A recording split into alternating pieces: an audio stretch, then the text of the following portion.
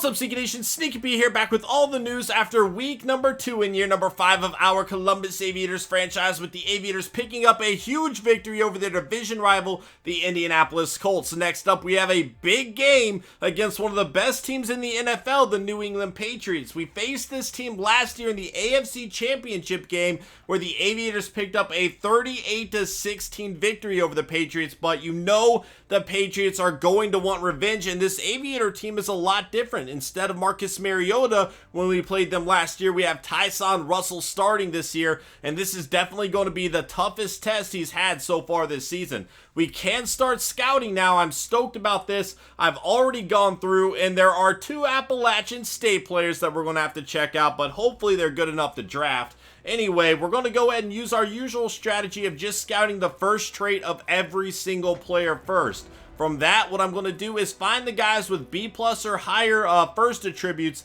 and scout them further. This way I don't waste a whole lot of points trying to go through find, or a lot of time I should say, because really we've done pretty well in our draft every single season. And this strategy seems to work for me. Now, one of the Appalachian State players is actually projected in the 2nd round. The other one is a left guard projected in the 4th round, I think. So it's not like, 7th round undrafted players that I've come accustomed to seeing from Appalachian State here. Both of these guys might be good players. They also might be bust. I really don't know. And if they don't look like they're going to be good players, I'm certainly not going to waste a high draft pick on them.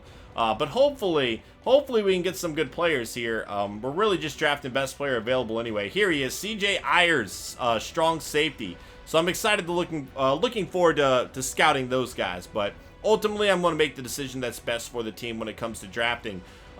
Avery Williamson's still doing fine. I don't see any immediate need to trade him at the moment. What we can do is check out the Patriots lineup.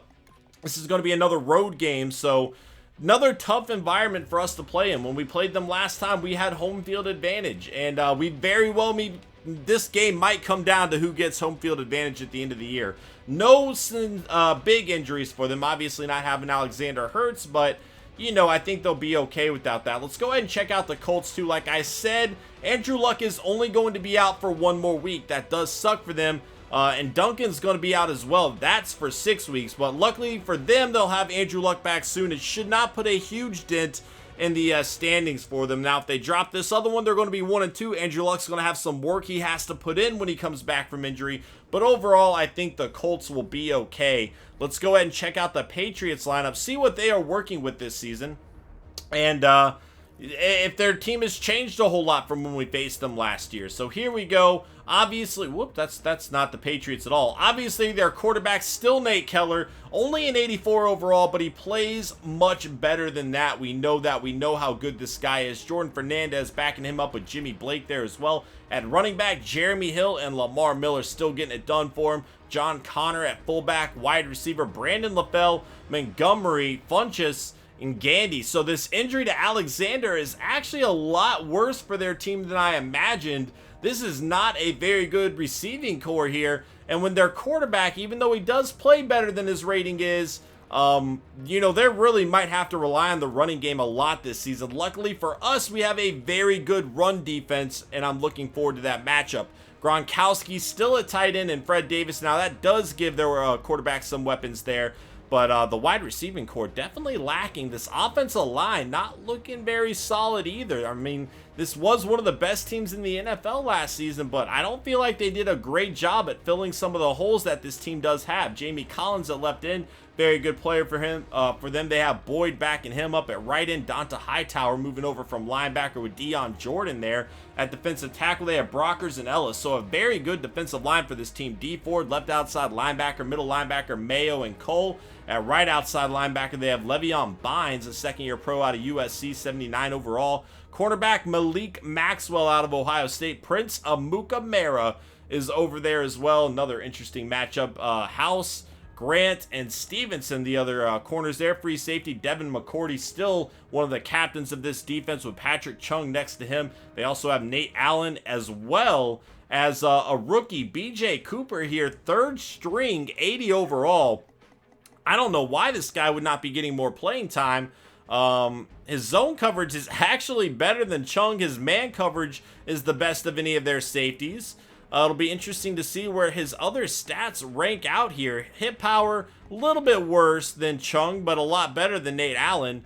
Jumping's not great. Catching's okay, better than Chung again. Speed, none of their guys have a whole lot of speed here, and that's something we might be able to exploit with the speed of our receivers. So, interesting matchup there as well. Gostkowski's still making it happen at kicker for him. Solid team. Are they one of the best teams in the NFL still? I don't know. I mean, if their quarterback can play much better than his rating would indicate, they certainly could be. As you hear my dog freaking out in the background, I apologize. That's Dumpling for those of you that don't know. Week 2, Russell Wilson, 16 of 30, 2 passing touchdowns. Not a great completion percentage there. Not a great game overall, really. He did have a rushing touchdown, but the NFC probably didn't have a great offensive standout. Jackson at right in with 4 sacks and 6 tackles. Kirksey, 23 tackles and a fumble forced. And then Ralph for the Broncos, 25 of 37, 331 yards, 4 passing touchdowns for him. Guys, that is going to be it for this episode. I hope you enjoyed. Hit that like button if you did. Please excuse my dog. I apologize. And I will see you guys in week 3 as we take on the New England Patriots. Later.